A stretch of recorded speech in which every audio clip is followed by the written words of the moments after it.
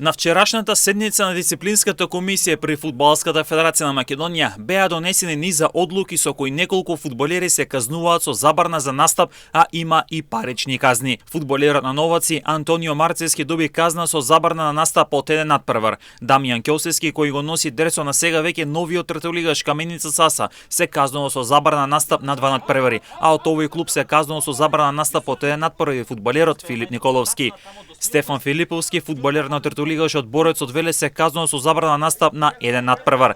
Фудбалерите на сега веќе екс-прволигашот Академија Пандев, Бреера Струмица, Кире Стојанов и Марко Стоилевски се казнуваат со забрана настап на еден надпревар.